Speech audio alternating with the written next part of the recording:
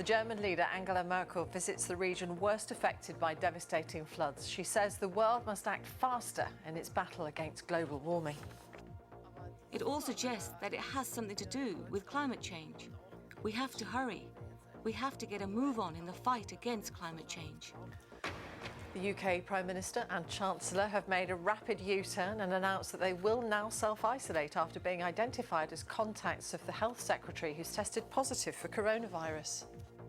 We did look briefly at the idea of us taking part in the pilot scheme, which allows people to test daily, but I think it's far more important that everybody sticks to the same rules. 2 athletes and an official at the Tokyo Olympic Village have tested positive for coronavirus 5 days before the start of the Games. Organizers of the Tokyo Olympics and Paralympics released details of 2 athletes who tested positive for the coronavirus on Sunday and a staff member whose positive test was revealed on Saturday. The 2 athletes and a non-athlete who tested positive on Saturday are from the same country and involved in the same sport. The 2 athletes were the first among those staying in the Olympic Village to test positive. The organizing committee said a total of 10 people, including those who came to Japan from overseas, tested positive on Sunday. The figure was the highest since the organizing committee started announcing test results on July 1st. The South African Olympic Committee said 2 male soccer players and 1 staff member tested positive on Sunday. It also said a rugby coach who is in isolation in Kagoshima also tested positive. A South Korean member of the International Olympic Committee also tested positive after landing at Narita Airport near Tokyo on Saturday. Ryu Song-min is the first IOC member to test positive for the coronavirus upon entering Japan. Ryu is also the president of the Korea Table Tennis Association. The most important thing is to reduce the risk of infection as much as possible and take appropriate and swift countermeasures. The chief of the committee's operations center said infection is under control. He said it will create a safe athletes' village through testing and by quickly isolating anyone who tests positive. In Tokyo, case counts continue to rise.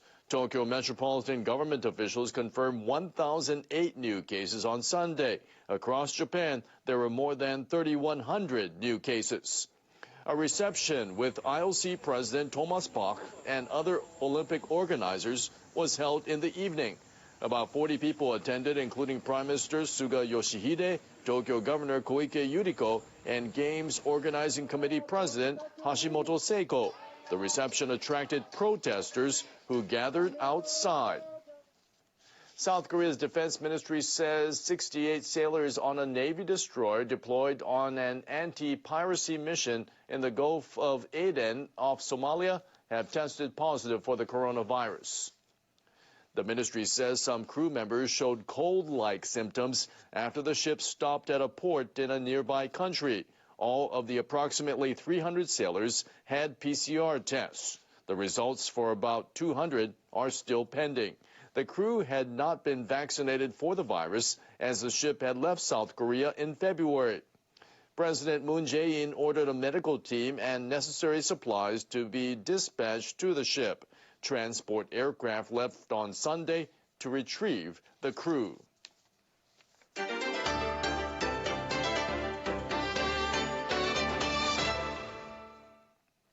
The ruins of an elementary school devastated by a tsunami in northeastern Japan have opened to the public. It's a way to remember the victims and pass on the lessons of the disaster. 84 students and teachers were killed in 2011 at Okawa Elementary School in the city of Ishinomaki, Miyagi Prefecture. Visitors came on Sunday to view the remains of the 2-story building. The distorted corridor and exposed reinforcing bars show the tsunami's power. The city also built a museum. Among the items on display is a clock that stopped at 3:37 p.m., the time the tsunami is believed to have hit. There is also a unicycle used by the children. I think anything could happen at any time, so I want to make efforts to protect the lives of loved ones, as well as myself, by learning about people's experiences in the disaster.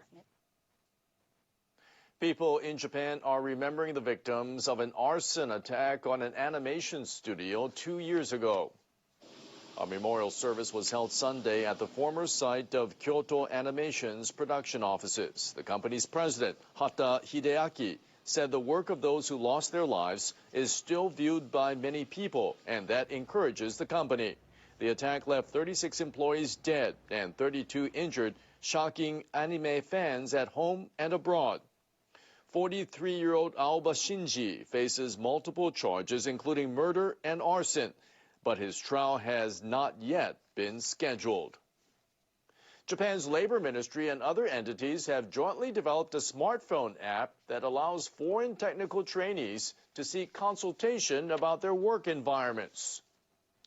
The app displays the phone number of the consultation service, allowing users to connect with a single click. It also provides information about the coronavirus pandemic and natural disasters. The app is available in 10 languages, including Vietnamese and Chinese.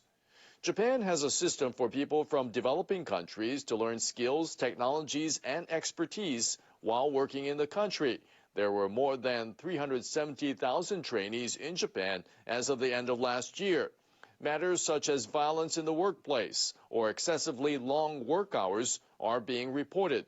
The training system operator, the Organization for Technical Intern Training, offers consultations to trainees. It says it gave advice in about 7,400 cases in the fiscal year through March 2020. However, groups supporting trainees say many of them have not sought advice, as they were not aware of the consultation service.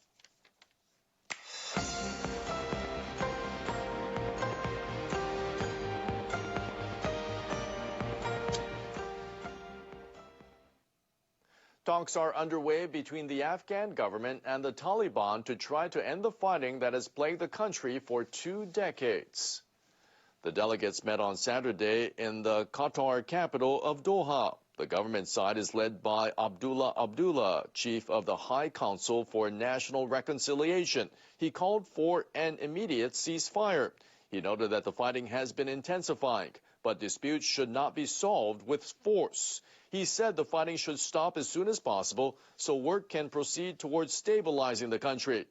The talks first began in September last year, but have made little progress. The government wants an early ceasefire, while the Taliban want the entire country governed by Islamic law. U.S. troops are set to be fully withdrawn by the end of August. The Taliban have gone on the offensive around the country, and the security situation is deteriorating. Now let's take a look at sumo. Sunday was the final day of the July Grand Sumo Tournament in Nagoya, where Yokozuna Grand Champion Hakuho won the Emperor's Cup. It was his 45th title. Hakuho faced Ozeki champion Teruno Fuji on the tournament's 15th day. Since winning his last title, Hakuho has missed 6 consecutive tournaments due to a knee injury. Both Hakuho and Teruno Fuji were undefeated going into the final day.